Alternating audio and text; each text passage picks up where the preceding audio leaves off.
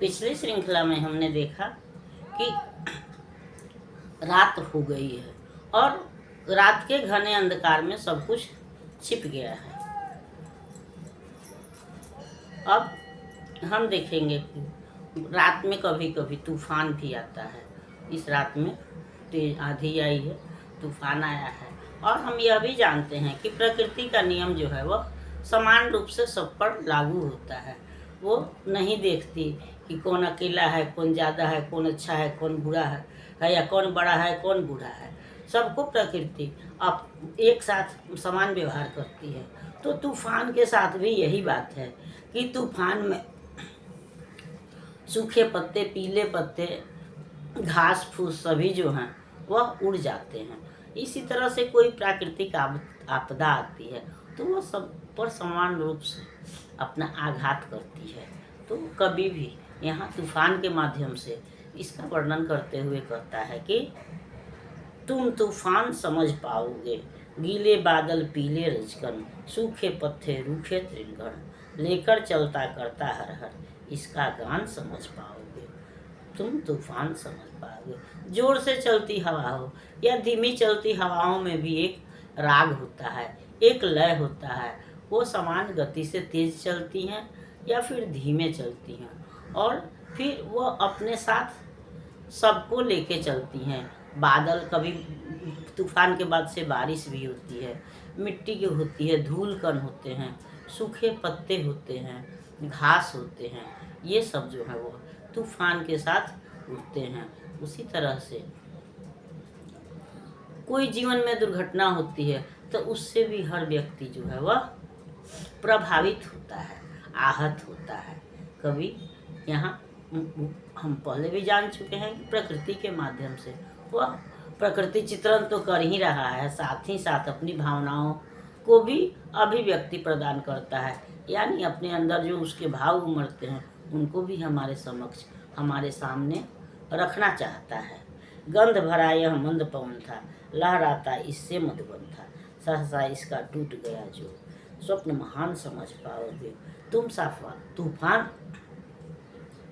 समझ पाओगे। कोई भी दुर्घटना जो है वह अचानक नहीं होती है, बल्कि उसका कोई ना कोई कारण होता है या बनता है। हर समय बुरा ही नहीं होता है। तो पवन भी जो था वह सुगंधित हवा, दिन में शीतल सुगंधित हवा चलती है, लेकिन जब सूर्य की तेज किरणें पड़ती हैं या किसी और कारण से हवा जब विकराल रूप लेती है तो वह तूफान बन जाती है और अपने साथ साथ छोटे छोटे पेड़ पत्ते पौधों को उड़ा ले जाती है। मनुष्य का जीवन भी उसी तरह है कि वह शांतिपूर्ण चलता रहता है, लेकिन एकाएक कोई न कोई आघात उसके जीवन पर होता है और जीवन छिन्न भिन्न हो जाता है।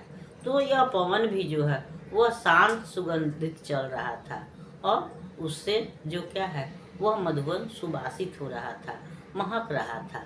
हल्के हल्के फूलों की गंध उस हवा के साथ आ रही थी, लेकिन एकाएक कोई परिवर्तन हुआ और तेज हवा चलने लगी। तो उसी तरह से मनुष्य का जीवन भी या कवि का जीवन भी जो है, जो वो शांत चल रहा था, लेकिन एकाएक जो है वह पत्नी का देहावसान हुआ और उसके ज़िंदगी में भी तूफान की तरह उथल पुथल आ गया, जिसने उसके जीवन को प्रभावित किया, जीवन शैली को प्रभावित किया, दिनचर्या को प्रभावित किया।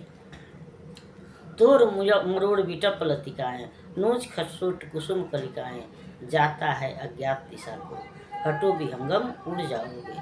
तो कोई भी जब हवा तेज चलती है तो उसके साथ पेड़ पौधे भी, विटप का मतलब पेड़ है, तो छोटे छोटे इसके साथ जो है वो छोटे या पुराने या जो सूखे पेड़ हैं, जो कमज़ोर वृक्ष हैं, वो जिनकी जड़ें कमज़ोर हैं वो उखड़ जाते हैं।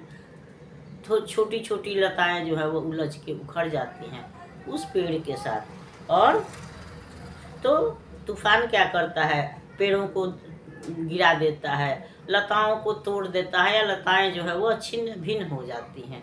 तो और इस तूफान के सामने जो भी पड़ता है वो चाहे छोटी छोटी, जब बड़े बड़े पेड़ उखड़ जाते हैं तो छोटे छोटे पक्षियों की क्या बात है, वो भी अपना पथ भूल जाते हैं।